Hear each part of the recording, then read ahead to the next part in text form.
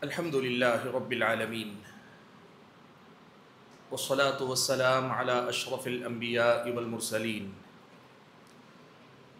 وعلى آله وأصحابه أجمعين ومن تبعهم بإحسان إلى يوم الدين. يا أيها الذين آمنوا اتقوا الله حق تقاته ولا تموتن إلا وأنتم مسلمون. يا أيها الناس اتقوا ربكم الذي خلقكم من نفس واحدة وخلق منها زوجها وبث منهما رجالا كثيرا ونساء واتقوا الله الذي تساءلون به والأرحام إن الله كان عليكم رقيبا. يا أيها الذين آمنوا اتقوا الله وقولوا قولا سديدا يصلح لكم أعمالكم ويغفر لكم ذنوبكم ومن يطع الله ورسوله فقد فاز فوزا عظيما. أما بعد فأعوذ بالله من الشيطان الرجيم. بسم الله الرحمن الرحيم. قل من بيده ملكوت كل شيء وهو يجير ولا يجار عليه إن كنتم تعلمون. سيقولون لله قل فأنا تسحرون. لائق صد احترام استاد گرامی قدر اور اس مجلس کے صدر محترم، معزز علماء کرام، بزرگوں، نوجوان بھائیوں اور پردہ نشین خواتین اسلام، اصلاح عقائد کے نام پر منعقد ہونے والے آج کے اس اجلاس میں مجھے توہم پرستی اور اس کی حقیقت کو واضح کرنے کا مکلف کیا گیا. سب سے پہلی بات ہم یہی سمجھ لیتے ہیں کہ توہم کا مطلب کیا ہوتا ہے اور توہم پرستی کا مطلب کیا ہوتا ہے. وہم ایسی بات کو کہتے ہیں جو کسی بھی معتبر وجہ سے نہیں، بس کسی بھی وجہ سے یہ خیال کے طور پر آدمی کے دل میں یا کسی سماج میں وجود میں آئے، لیکن اس کی معقول بنیاد نہ ہونے کے باوجود، اس کے ثبوت کے لیے دلیل نہ ہونے کے باوجود لوگ اس پر اس قدر زیادہ یقین کرنے لگے جیسے وہ کوئی مسلمہ عقیدہ ہو، کوئی مسلمہ حقیقت ہو. ایسے عقیدے، ایسی باتیں جو لوگوں کے اندر، سماج کے اندر جڑ پکڑ لیں، گھر کر جائیں، لوگ جنہیں یقین کے درجے میں رکھتے ہوں، لوگ اسے مسلمات کے درجے میں رہتے ہوں، لوگ جن کے بارے میں یہ مانتے ہوں کہ ہاں یہ ہے، اس کی حقیقت ہے، حالانکہ اس سلسلے میں نہ قرآن و سنت کی کوئی دلیل ہے، نہ اس کے صحیح ہونے کا کوئی معتبر حوالہ ہے، لیکن یہ خیال ہے، کہیں سے آیا، شیطان کے وسوسے سے آیا، یا کسی آدمی کی کم علمی اور جہالت کی وجہ سے آیا، یا کسی آدمی کے بیجا قسم کے خوف کی وجہ سے آیا، یا کسی آدمی نے ایسے ہی لوگوں کو بیوقوف بنانے کے لیے کوئی ایک شوشہ چھوڑا، لوگ لے اڑے اسے. وجہ کوئی بھی ہو سکتی ہے، لیکن ایک ایسی بات، ایک ایسا خیال، ایک ایسا تصور جس کے معتبر یا صحیح ہونے کی کوئی بنیاد نہ ہو، معقول بنیاد نہ ہو، قرآن و سنت میں دلیل نہ ہو، اور ایسے کسی خیال کو، ایسی کسی بات کو کوئی آدمی مسلمہ حقیقت مان لے اور اسے ایک عقیدے کے درجے میں لے جائے، یہاں تک کہ اس کی بنیاد پر پھر آدمی صحیح اور غلط کے فیصلے کرنے لگے، آدمی کچھ کرنے نہ کرنے کے فیصلے کرنے لگے، آدمی کسی کام کی طرف آگے بڑھنے یا کسی کام سے رکنے کے فیصلے کرنے لگے. اسے ہم توہم پرستی کہتے ہیں کہ ایک آدمی نے ایک خیال کو جس کی کوئی بنیاد نہیں، اس قدر زیادہ اہمیت دے دی، اس قدر زیادہ اونچے مقام پر لے گیا. اب وہ خیال گویا اس کے لیے ایک عقیدہ بن گیا ہے، یہ خیال اس کے لیے گویا ایک بنیاد بن گیا ہے جس پر وہ اپنی دنیا اور آخرت کے بہت سارے فیصلے کر رہا ہے. اس کی مثالیں انشاءاللہ میں بعد میں دوں گا تو بات آپ کے سامنے واضح ہوگی. دیکھیے، اس توہم پرستی کی حقیقت کو سمجھنے کے لیے عقیدہ توحید کی بنیاد کو ہم اور آپ کو یاد کرنا ہوگا، اپنے آپ کو دہرانا ہوگا، یاد دلانا ہوگا. ہمارا عقیدہ یہ ہے کہ رب العالمین ہی اس کائنات کا اور کائنات کے ہر ذرے ذرے کا خالق ہے، وہی ہر چیز کا مالک ہے، اسی کے ہاتھ میں خیر و شر کے سارے اختیارات ہیں، اس کے علاوہ دنیا میں اس کی مرضی کے بغیر، اس کی اذن اور اجازت کے بغیر دنیا اور آخرت میں نہ کچھ اچھا ہو سکتا ہے نہ کچھ برا ہو سکتا ہے، اس کی مرضی کے بغیر نہ کسی انسان کی زندگی میں کچھ برا ہو سکتا ہے اور نہ کچھ اچھا ہو سکتا ہے۔ اور اگر اللہ تعالیٰ نے دنیا میں کسی چیز کو خیر کا ذریعہ بنایا ہے تو پھر اللہ تبارک و تعالیٰ نے کونن یعنی اللہ تعالیٰ نے دنیا کے اندر اس کے ایسے معتبر شواہد رکھے، جیسے زہر ہے، آدمی کھائے گا تو مرے گا، ایک مسلمہ حقیقت ہے، یہ کسی کا صرف خیال نہیں۔ اللہ تعالیٰ نے کسی چیز کو ذریعہ بنایا ہے نفع اور نقصان کا، تو یا تو کونن دنیا کے اعتبار سے اللہ تعالیٰ نے اسے ایک حقیقت کے طور پہ ظاہر کیا ہے، یا پھر اللہ تبارک و تعالیٰ نے شرعاً قرآن و سنت کی دلیل کی روشنی میں یہ بتایا ہے کہ فلاں چیز آدمی کو فائدہ پہنچا سکتی ہے اور فلاں چیز آدمی کا نقصان کر سکتی ہے۔ خیر و شر کے سارے معاملات صرف اللہ تبارک و تعالیٰ کے اختیار میں۔ آپ دیکھیں قرآن مجید کی کتنی آیتیں ہیں جن میں اللہ تبارک و تعالیٰ نے ہم اور آپ کو یہ عقیدہ سکھلایا۔ جس آیت کریمہ سے میں نے گفتگو کا آغاز کیا اس میں اللہ تعالیٰ نے فرمایا قل کہہ دیجئے من بیدہ ملکوت کل شیء، وہ کون ہے جس کے ہاتھ میں ہر چیز کی بادشاہت ہے، اختیار ہے، وہو یجیر، وہی سب کو پناہ دیتا ہے، ولا یجار علیہ، اس کے مقابلے میں کوئی کسی کو پناہ نہیں دے سکتا، اس کے مقابلے میں پناہ نہیں دی جا سکتی۔ ایسا کون ہے؟ ان کنتم تعلمون، اگر جانکاری ہو تو بتاؤ، جواب دو۔ اللہ نے خود فرمایا سیقولون للہ، وہ لوگ خود کہیں گے کہ نہیں یہ ساری باتیں صرف اللہ تبارک و تعالیٰ ہی کے اختیار میں ہیں۔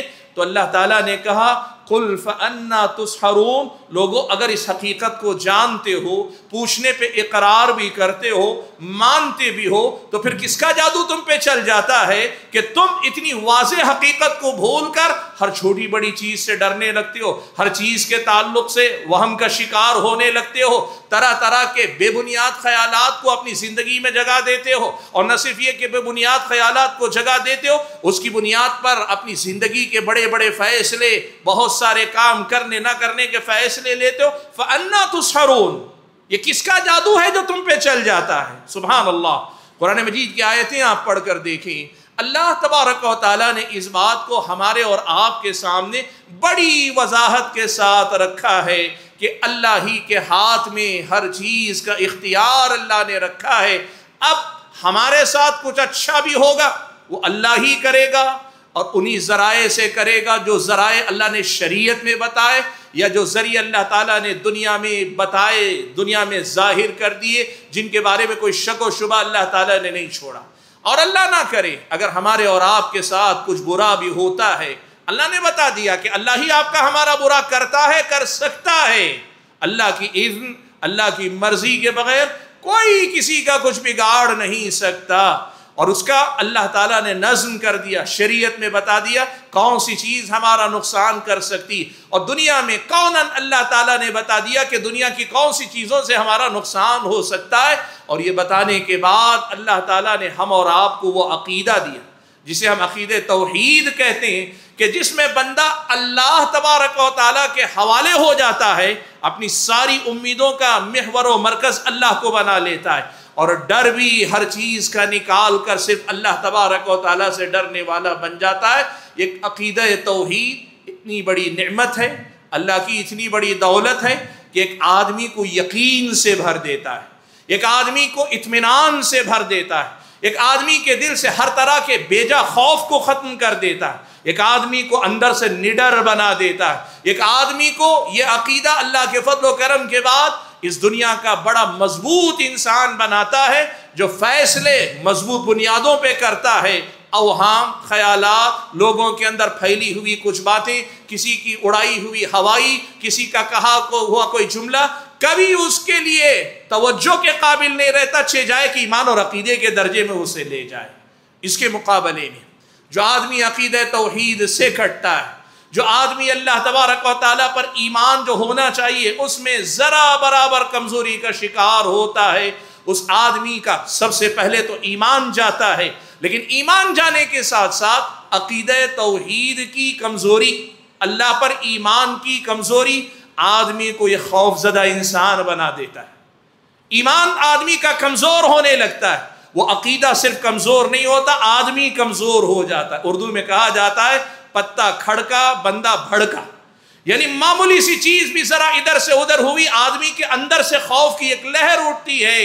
یہ وہ صورتحال ہے جو عقید توحید کو ضائع کرنے کے نتیجے میں کسی بھی انسان کے اندر پیدا ہو سکتی ہے، اور یہ جو توہم پرستی ہے یہ اسی ایمان کی کمزوری کی علامت ہے، عقیدے کی کمزوری کی علامت ہے کہ آدمی اوہام، خرافات، بے بنیاد خیالات، بے بنیاد تصورات، سماج میں پھیلی ہوئی ایسی باتیں جن کا کوئی بنیاد نہیں بنتی، ان کی بنیاد پر آدمی ڈرتا بھی ہے اور آدمی امیدیں بھی لگا کے رکھتا ہے۔ سبحان اللہ۔ آپ دیکھیے قرآن مجید کی ایک آیت میں اللہ تعالیٰ نے عقیدے کی کمزوری سے آدمی کس طرح کمزور ہوتا ہے اور کمزور ہونے کے بعد کتنا بے وقعت، بے وزن ہو جاتا ہے، کیسے کوئی بھی خیال اس آدمی کو ایک بے وزن تنکے کی طرح اڑا کر لے جاتا ہے۔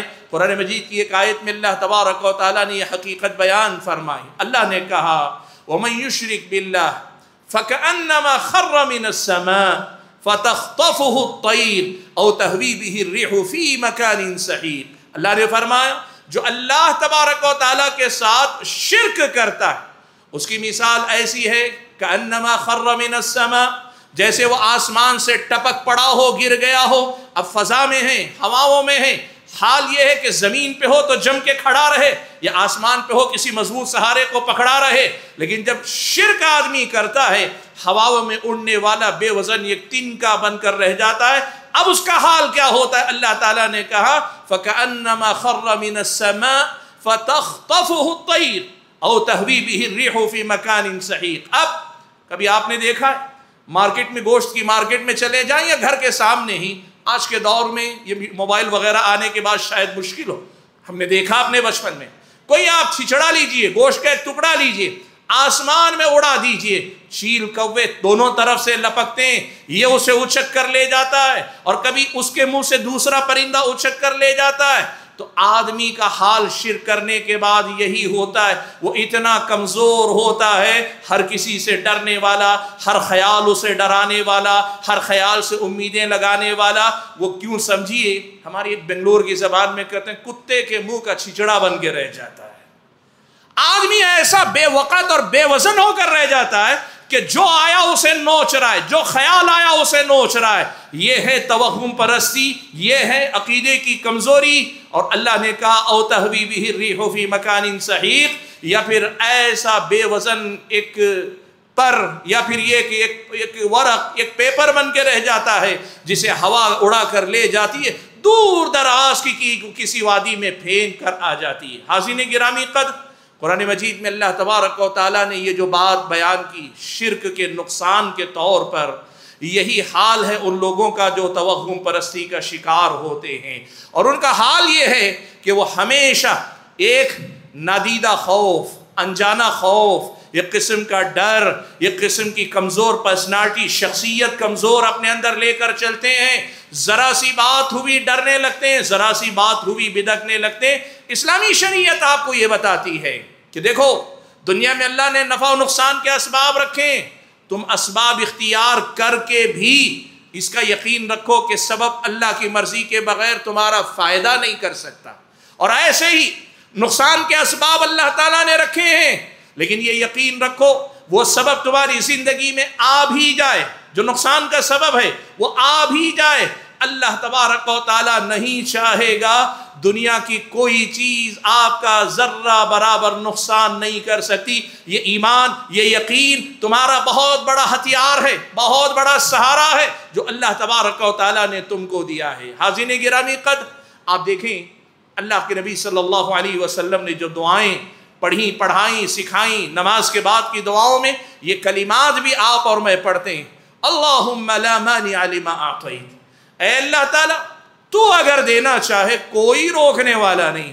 ولا معطی لما منعت، اگر تو روک لے تو دنیا میں کوئی دینے والا نہیں، ولا ينفع ذا الجد منک الجد، تیرے مقابلے میں کسی نصیب والے کا نصیب بھی اس کے کچھ کام نہیں آئے گا۔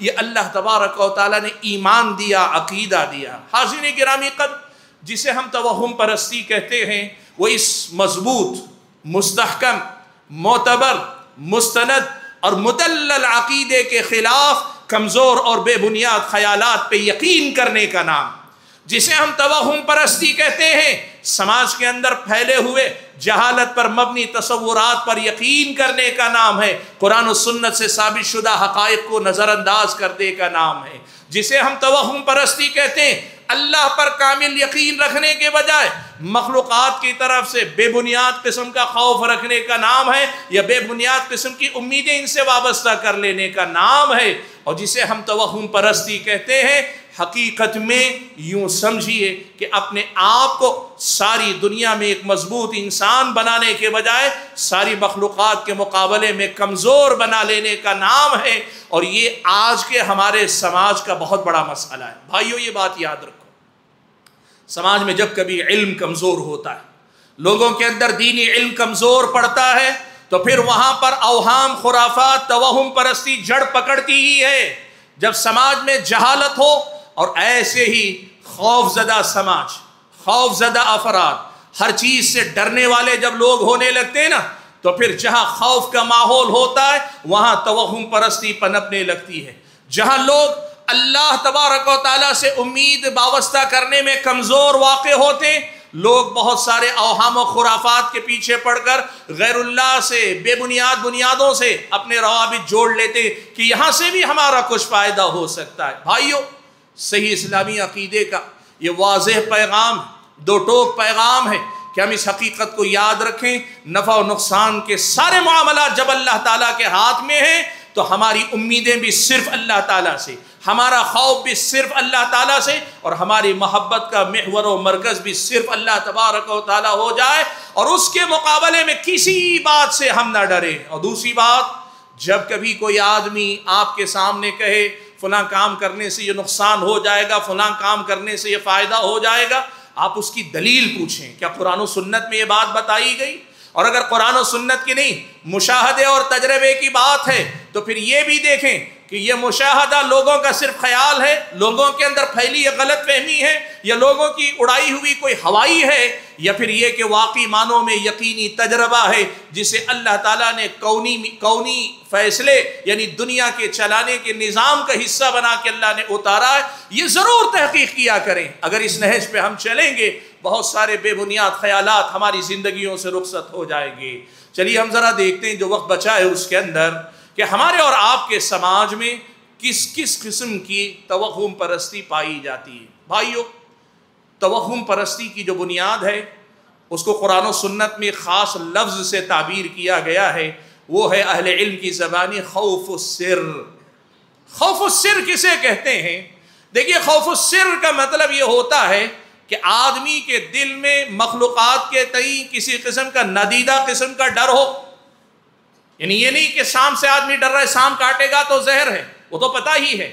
گائے کے پیچھے کھڑے ہوں گے، لات مارے گی، گدھے کے پیچھے کھڑے ہوں گے، لات مارے گا، آپ گائے کے سامنے جائیں گے، سینگ مارے گی۔ یہ ڈر نہیں، یہ ڈر معتبر ہے، یہ دنیا سے ثابت شدہ حقیقت ہے۔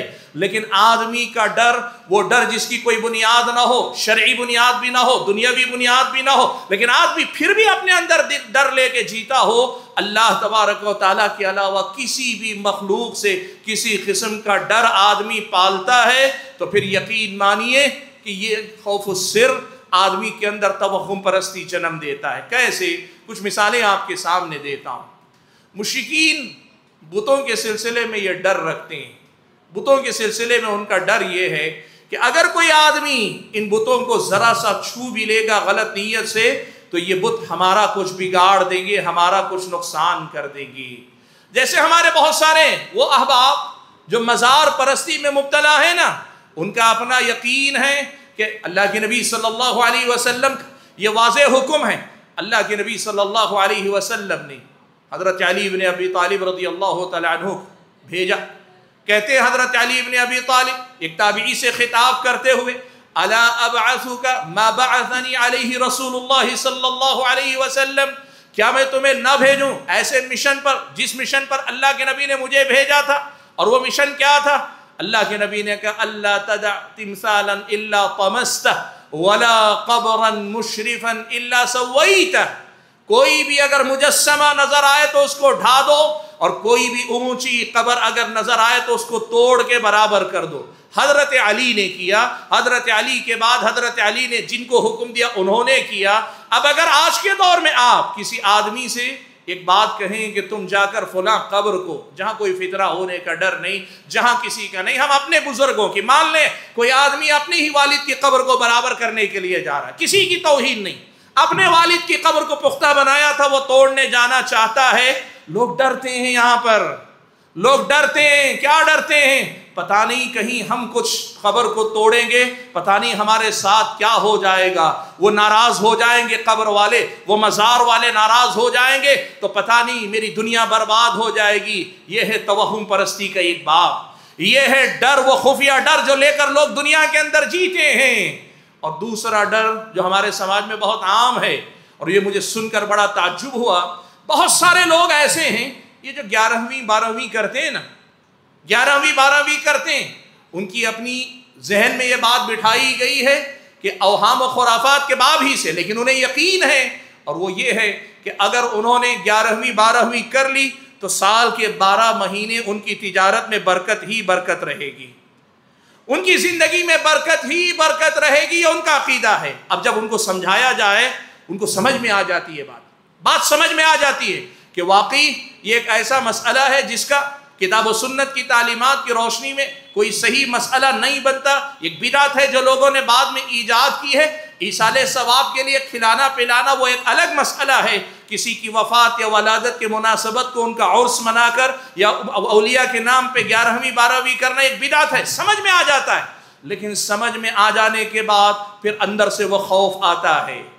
یہ لوگوں نے مجھے بتایا، یہ میں جو بات آپ کے سامنے رکھ رہا ہوں یہ وہ بات ہے جو لوگوں نے مجھے خود بتائی، کہ بات تو سمجھ میں آتی ہے لیکن پھر بھی ڈر لگتا ہے، ہم کئی سال سے کرتے آئے ہیں، آبا و اجداد کی طرف سے کرتے ہوئے آئے ہیں، کہیں ہم نے 11ویں کرنا چھوڑ دیا، 12ویں کرنی چھوڑ دی تو کہیں ایسا تو نہیں کہ میری زندگی سے برکت ختم ہو جائے گی، برکت رخصت ہو جائے گی۔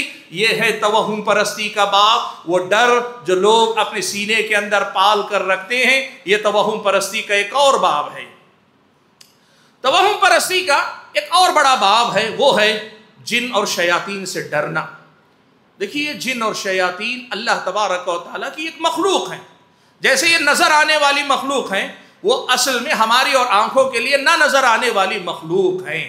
اسلامی شریعت آپ کو یہ بتاتی ہے اللہ کے حکم سے جیسے یہ کوئی بھی مخلوق آپ کا نقصان کر سکتی ہے، جن بھی نقصان کر سکتے ہیں، اور اللہ کی مرضی نہیں ہوگی آپ کا دشمن آپ کے آس پاس ہو کر بھی جو نقصان نہیں کر سکتا، جن اور شیاطین بھی آپ کے ہمارے اندر وہ نقصان نہیں پیدا کر سکتے۔ لیکن اللہ تعالیٰ نے ہمیں اسباب بتائیں، وہ آیات پڑھو، وہ دعائیں پڑھو، وہ اذکار پڑھو جن میں اللہ تعالیٰ نے جنوں کے شر سے حفاظت کا ضابطہ رکھا ہے، اور اس کو اختیار کر لینے کے بعد پورے یقین کے ساتھ جیو۔ یہ جن ہمارا کچھ نہیں بگاڑ سکتے اگر اللہ تبارک و تعالیٰ کی مرضی نہ ہو۔ لیکن آپ دیکھیے ہمارے سماج کے عام لوگ وہ ڈرتے ہیں، چڑیل کا ڈر، بھوت کا ڈر، پریت کا ڈر، پتہ نہیں کون سا ڈر ہے، اور اس ڈر کے پیچھے ایسی کہانیاں جن کا تعلق اوہام اور خرافات کے علاوہ کچھ نہیں، لوگ جنوں کے حوالے سے طرح طرح کے ڈر کو اپنے اندر بسائے ہوئے ہیں، اور اس ڈر کو طاقت پہنچانے والے وہ سیریل ہیں، وہ فلمیں ہیں جو ہارر کے نام پہ بنتے ہیں، ڈراؤنے فلمیں، ڈراؤنے سیریل بنتے ہیں۔ پرانے زمانے میں ڈراؤنے ناول لکھے جاتے تھے، کتابیں کہانیاں لکھی جاتی۔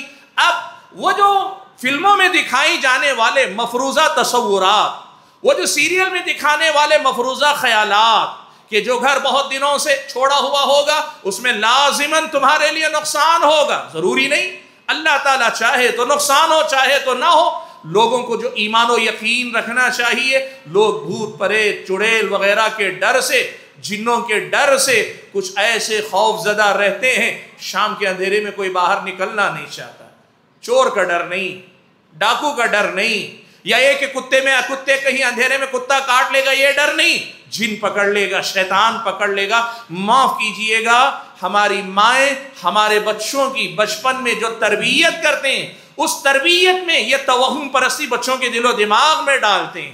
بچہ اگر روئے تو ڈراتی ہیں کہ ڈر جاؤ ورنہ سو جاؤ نہیں تو شیطان آ جائے گا، سو جاؤ نہیں تو فلاں آ جائے گا۔ اللہ کے بندو، اسلامی شریعت نے ہم اور آپ کو یہ سکھایا ہے، شیطان، اس کی ذریت، ابلیس اور اس کی ذریت ہماری دشمن ہے، وہ یقیناً ہمیں نقصان پہنچانے کی کوشش کر سکتی ہیں۔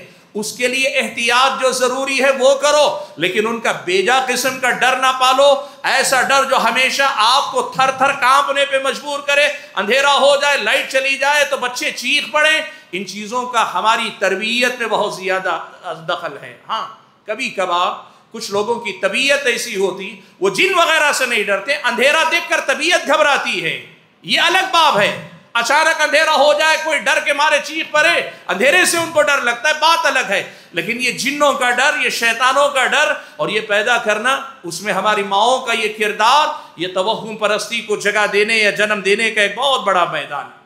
بھائیو، ایسا ہی ایک ڈر وہ بھی ہے، لوگ یہ سمجھتے ہیں فلاں سے پنگا نہیں لینا، وہ جادوگر سے اس کے تعلقات ہیں، عملیات کرانے والا کرانے والی ہے، اور جادوگر کا ڈر، فلاں کا ڈر۔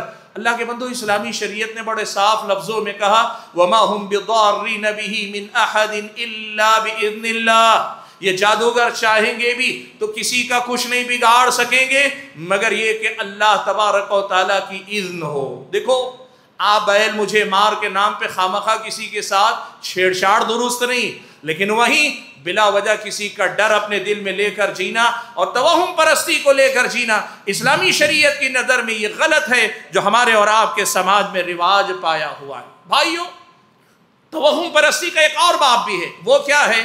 وہ ہے ستارہ پرستی کی شکل، ستاروں پہ یقین کرنا۔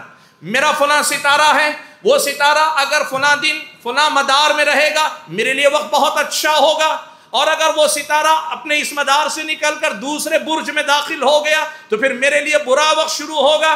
اسلامی شریعت کی نظر میں، اسلامی شریعت کی نظر میں یہ توہم پرستی کا ایک اور باب ہے، اور ستاروں کے ساتھ ساتھ وہ پتھر جو نگینوں کے طور پہ لگائے جاتے ہیں، ہرا پتھر، کالا پتھر، سفید پتھر، جو انگلیوں میں لوگ انگوٹھیوں میں پہنا کے پہنتے ہیں، ان سب کے ساتھ جو تصورات لوگوں نے جوڑ کے رکھیں، یہ سارے کے سارے توہم پرستی اور ایمان کی کمزوری کی علامت ہیں۔ ستاروں کی گردش میں یہ یقین رکھنا کہ فلاں ستارہ میرے نام کا ہے، میں فلاں دن پیدا ہوا، فلاں مہینے میں پیدا ہوا، میرے نام کی اتنے حرف ہیں، میرا نام فلاں حرف سے شروع ہوتا ہے، یہ سب بے بنیاد باتیں ہیں، یہ توہم پرستی ہے۔ اس کے پیچھے نہ شرعی کوئی دلیل ہے، نہ قوناً اللہ تعالیٰ نے ایسی کوئی حقیقت رکھی، بلکہ یہ قوم صابئہ یا صابئین، یہی ستارہ پرستی اس کا جرم تھا، یہی ستارہ پرستی اس کی گمراہی تھی۔ اللہ تعالیٰ نے ان کو بھی ہلاک و برباد کیا۔ اسلامی شریعت کہتی ہے یہ ستاروں کی اپنی دنیا میں الجھنا، یہ پتھروں کے چکر میں الجھنا، انگوٹھیاں طرح طرح کی پہننا، یہ توہم پرستی کا ایک اور باب ہے۔ میں تفصیل میں نہیں جا سکتا۔ سبحان اللہ، ایک ایک انگلی سے متعلق اور انگلی میں پہنے جانے والے انگوٹھی کا جو نگینہ ہوتا، پتھر ہوتا، اس سے متعلق، اور اس کا جو سائز ہوتا ہے بڑا اور چھوٹا، اس سے متعلق اتنی خرافات اور بے بنیاد خیالات لوگوں نے پال کے رکھے کہ اسلامی شریعت سے صاف طور پہ پتہ چلتا ہے یہ گمراہ ہیں اور گمراہ کرنے والے لوگ ہیں۔ حاضرین گرامی قدر، توہم پرستی کا ایک اور باب ہے، یہ اہل حدیثوں میں پہلے نہیں تھا، آج اس کا بڑا زور ہے، وہ ہے یہ ہمارے رقیہ کرنے والے حضرات۔ بھائیو، رقیہ شرعیہ جسے کہا جاتا ہے وہ کیا ہے؟ قرآن کی آیتیں پڑھ کر آدمی پہ دم کرنا، احادیث نبویہ میں آئی ہوئی دعائیں پڑھ کر دم کرنا، یا حدیث میں نہ بھی ہوں تو جو کلمات شرعاً کوئی غلط معنی نہیں رکھتے، ایسے کلمات کا استعمال کر کے لوگوں پہ دم کرنا، تاکہ اگر جسمانی بیماری ہے تو وہ بھی، یا جن یا جادو کا اثر ہے وہ بھی ختم ہو جائے۔ نبی علیہ السلام نے اسی رقیہ کے سیاق میں اللہ کے نبی نے کہا من استطاع منکم ان ينفع اخاہ فلیفعل، تم میں سے جو اپنے بھائی کا بھلا کر سکتا ہے وہ کر دے، دم کر دے، پھونک دے، یہ اللہ کے نبی نے کہا۔ لیکن آج افسوس اس کا ہے، رقیہ کرنے والے حضرات جہاں ایک طرف رقیہ کرتے ہیں، وہیں لوگوں کے اندر توہم پرستی کو بڑھاوا دینے میں ان کا بڑا اہم کردار ہوتا جا رہا ہے۔ اہل حدیث بھی اپنے آپ کو کہتے ہیں اور توہم پرستی کو بھی رواج دیتے ہیں، غیب دانی کے ایسے ایسے دعوے، سبحان اللہ، علاج کرنے آتے ہیں، آدمی پہ دم کرتے ہیں اور اس کے بعد کہتے ہیں یہ جن بڑا سخت ہے، آپ کے دادا کے زمانے سے آپ کے گھر میں ہے۔ غیب دان ہو، غیب دان ہو، یا اس غیب کے علم کی بنیاد تمہارے پاس کیا ہے؟ اور کئی بار ہم نے دیکھا ایک صاحب گھر میں کسی کے داخل ہوئے، دروازے پر ہی کھڑے ہو گئے ٹھٹک کر، دائیں دیکھنے لگے بائیں دیکھنے لگے، یہ کونا دیکھا وہ کونا دیکھا، اور کہنے لگے بڑا شدید قسم کا جادو ہے، اللہ کا کرنا۔ میں وہیں پہنچ گیا، میں نے کہا کہ یہ آپ کہاں سے دعویٰ کر رہے ہیں؟ یہ تو غیب دانی کی بات ہے۔ کہنے لگے یہ ہمارے میدان کا تجربہ ہے۔ اللہ کے بندو، ڈاکٹر بیمار کا ہاتھ پکڑ کے نبض پکڑ کے بیماری پہچان سکتا ہے کیا رقیہ کرنے والا اسے رقیہ کہتے ہیں؟ یہ غیب دانی کا دعویٰ، یہ کہانت ہے، اور یہاں سے شروع ہوتی ہے توہم پرستی کی نئی بنیادیں۔ اب اس بندے کے دل میں وسوسے ڈالے جاتے ہیں، اس گھر کے مرد و خواتین کے دل میں طرح طرح کی باتیں ڈالی جاتی ہیں، اور اس قدر زیادہ خوف زدہ کیا جاتا ہے، اور یہ بھی کہا جاتا ہے یہ باتیں اپنی حد تک رکھنا، کسی کو مت بتانا۔ معاف کیجیے گا وہ لوگ جن کی مائیں جن کو پروان چڑھاتے ہوئے ماضی میں یہ کہتی تھیں کہ میرا بچہ جان سے جائے تو جائے، کسی عامل کے دروازے پہ نہیں جاؤں گی، ایسے لوگوں کے گھر میں یہ رقیہ کرنے والے بعض نادان گھروں میں گھس کر توہم پرستی، بدعقیدگی، ایمان کی کمزوری، توحید پہ ڈاکہ ڈالنے والے خیالات کو لوگوں کے اندر عام کر رہے ہیں۔ اللہ کے بندو، رقیہ علاج ہے، رقیہ غیب دانی کا ذریعہ نہیں ہے۔ اور حتیٰ کہ یہ بات بھی یاد رکھو، علاج کے دوران لوگ کہتے ہیں جن آ کر اس کے جسم پہ بولتا ہے، اگر وہ جن بھی بول رہا ہو اس کی باتوں پہ یقین کرنا کہ وہ جو بتا رہا ہے سچ بتا رہا ہے، شرعاً اس کی بھی گنجائش نہیں۔ اللہ کے بندو، یہ ہمارے اور آپ کے سماج میں رقیہ کرنے والوں نے طرح طرح کی خرافات کو پھیلایا ہوا ہے۔ توہم پرستی خاص طور پہ اہل حدیث حضرات میں پھیلانے میں ان رقیہ کرنے والے لوگوں کا بڑا عمل دخل ہے۔ سبحان اللہ۔ اور میں بتاؤں آپ کو بڑی دلچسپ بات سامنے یاد آئی، ایسی ہی بات کچھ لوگوں کے سامنے کہی تو کیا کہا پتہ ہے؟ رقیہ کرنے والے ایک حضرت نے یہ کہا نہیں ان علماء کو معلوم نہیں، اس لیے کہ یہ پریکٹیکل رقیہ کرتے نہیں ہیں، ان کو معلوم نہیں، اس لیے یہ انکار کر رہے ہیں، ہم میدان کے لوگ ہیں لہٰذا ہماری بات کا یقین کرو۔ اللہ کے بندو، یاد رکھو تجربہ تمہارا ہی صحیح، لیکن تجربے کی معقول بنیاد ہونی چاہیے، یا شرعی دلیل یا قونی دلیل، اور جو ان دونوں باتوں سے خالی ہوگی وہ کہانت ہے، وہ علم نجوم ستارہ پرستی کا ایک باب ہے، وہ جو ہے کہانت غیب دانی کا دعویٰ ہے، اور جو آدمی غیب دانی کا دعویٰ کرتا ہے وہ خود اپنے آپ میں مشرک ہے، اور اس کی تائید کرنے والا مشرک شرک کا ارتکاب کر رہا ہے۔ اللہ کے بندو، اس مسئلے کو سمجھو،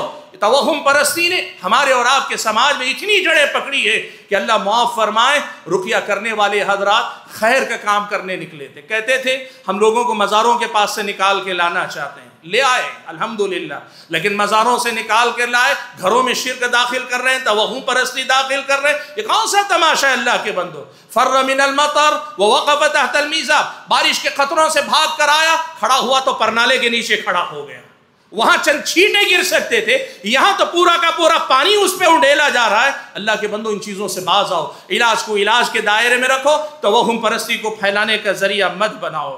حاضرین گرامی قدر، انہی میں سے کچھ تصورات جو جانوروں سے متعلق ہیں توہم پرستی میں، جو لوگوں نے پال کر کے رکھے، مثال کے طور پر بلی راستہ کاٹ گئی، اچھا نہیں ہے، صبح صبح فلاں آدمی کا چہرہ دیکھ لیا، اچھا نہیں، بے برکتی، سفر کا مہینہ بے برکتی کا مہینہ ہے، ایسے ایسے خیالات ہیں، الو کو بولتے ہوئے سن لیا، کہا نحوست کی علامت ہے، اور لوگوں کے پاس طرح کی ہے، چہار شنبے کے دن اگر چپکلی نے بولا دوپہر کے وقت میں یہ نحوست کی علامت ہے۔ ایسے ایسے تصورات لوگوں نے جوڑ کے رکھے، جانوروں سے متعلق، پرندوں سے متعلق، حتیٰ کہ واقعات سے متعلق۔ کہتے ہیں دائیں آنکھ اگر مرد کی پھڑکے تو یہ اچھی علامت ہے، عورت کی دائیں آنکھ اگر پھڑکے یہ کچھ برا ہونے والا، اور وہیں بائیں آنکھ مرد کی اگر پھڑکے تو برا ہونے والا ہے، اور اگر عورت کی بائیں آنکھ پھڑکے تو بہت اچھا ہونے۔ یہ سب ہمارے سماج میں موجود تصورات، یہ وہ اوہام و خرافات ہیں جس پہ یقین کر کے لوگ جیتے ہیں۔ لوگ کہتے ہیں ہاتھ میں اگر دائیں ہاتھ میں کھجلی ہوگی یہ علامت ہے کہ دولت آنے والی ہے، اور وہیں بائیں ہاتھ میں اگر کھجلی ہوگی آیا ہوا پیسہ جانے والا ہے۔ اللہ کے بندو، یہ کون سا دین ہے؟ یہ کیسے اوہام و خرافات ہیں جن میں آپ جی رہے ہیں؟ اور ایسے اتنے تصورات ہیں سبحان اللہ. میں یقین سے کہہ رہا ہوں کوئی طالب علم اگر صرف سماج میں گھوم کے جمع کرے ایسے خیالات، یقین مانے اچھی خاصی موٹی کتاب تیار ہو سکتی ہے جو اس قسم کے بے بنیاد اوہام و خرافات لوگوں نے پال کے رکھے. اسلامی شریعت کہتی ان کا کوئی لینا دینا نہیں. حضرات گرامی قدر، اور اسی توہم پرستی کا ایک اہم باب ہے جسے واستو کہتے ہیں. واستو کیا ہے معلوم آپ کو؟ آج سے 20 سال پہلے نہیں تھا. لوگ گھر بنانا چاہتے، گھر کا مالک کہتا مجھے یہاں کچن چاہیے، میں یہاں بیڈ روم بنا لوں گا، یہاں میں ہال بنا لوں گا. خوشی سے بناتا. انہی گھروں میں رہ کر لوگ مالدار بھی ہوئے اور انہی گھروں میں رہ کر پاپر بھی ہوئے، ڈوبے سب ہوا، چلتا تھا. اب پچھلے 20-25 سالوں سے ہندوؤں میں بھی نہیں تھا. 20-25 سال پہلے اگر معلوم کر کے دیکھ لیں، وہ پتہ نہیں ہندوؤں نے وہ جو ستاروں کی چال دیکھ کر بتانے والے انہوں نے شروع کیا. آج یہ صورتحال ہے. مسلمان بلڈر بلڈنگ بناتا ہے، اسے اس بات کا ڈر ہے واستو کا خیال کر کے میں نے نہیں بنایا تو میری بلڈنگ بکے گی نہیں، مارکیٹ میں میرا کاروبار چلے گا نہیں. یہ واستو توہم پرستی کے علاوہ کچھ نہیں. اللہ کے بندو نکالو اپنے آپ کو ان سارے خیالات سے. یہ ساری خرافات ہیں جن کو لے کر لوگ آج جی رہے ہیں. حضرات گرامی قدر، باتیں بہت ساری، لیکن میں نے آپ کو شروع میں ضابطہ بتا دیا. توہم پرستی کس کو کہتے ہیں؟ کوئی بھی بات، کوئی بھی خیال، کوئی بھی ایسا ضابطہ اصول جو لوگوں میں چل پڑا ہے، اس کے صحیح ہونے کی کوئی دلیل نہیں قرآن و سنت میں، اور اس کے صحیح ہونے کی کوئی دنیا سے ثابت شدہ تحقیق نہیں ہے. جس کے بغیر کوئی خیال ہو، ایسے خیال کو توہم پرستی، توہم کہتے ہیں. اور ایسے خیال پہ یقین کرنے والا اور اس کی بنیاد پہ اپنی زندگی کے فیصلوں کو آگے پیچھے کرنے والا، اسے توہم پرست کہتے ہیں. اور یہ توہم پرستی یا تو بدعت کے درجے میں ہوتی ہے یا کئی بار آدمی کو شرک کے درجے میں لے جاتی ہے. ایک مسلمان کو اس توہم پرستی سے باز ہونا چاہیے. سبحان اللہ. اللہ کے نبی کے زمانے میں ایک واقعہ پیش آیا. اللہ کے نبی کے زمانے میں سورج کو گرہن لگ گیا. صحابہ کہنے لگے، وہ وہی دن تھا جس دن نبی علیہ السلام کے فرزند حضرت ابراہیم کا انتقال ہوا تھا. صحابہ کہنے لگے دیکھو حضرت ابراہیم کے انتقال پر سورج کو گرہن لگا ہے. یہ خیال تھا، بے بنیاد خیال، نہ شریعت کی دلیل نہ ایسی کوئی حقیقت دنیا میں ہے، لیکن مشہور تھی یہ بات.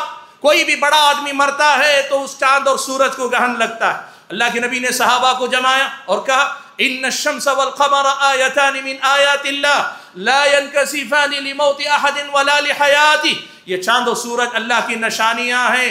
اللہ تبارک و تعالیٰ کے حکم سے ان کو گرہن لگتا ہے. کسی کے انتقال کر جانے یا کسی کے پیدا ہونے سے ان کو گرہن لگنے والی بات کی کوئی حقیقت نہیں. اللہ کے نبی صلی اللہ علیہ وسلم نے یہ بات بتائی. حاضرین گرامی قدر، بات جو میں کہنا چاہتا ہوں وہ کیا ہے؟ سماج میں جو میں نے باتیں ذکر کی وہ 10% بھی نہیں. اوہام و خرافات اس سے زیادہ بڑے ہیں، اس سے زیادہ بہت پھیلے ہوئے ہیں. صحیح ایمان اور عقیدے کا مطلب یہ ہے کہ اس توہم پرستی سے اپنے آپ کو باہر نکالیے.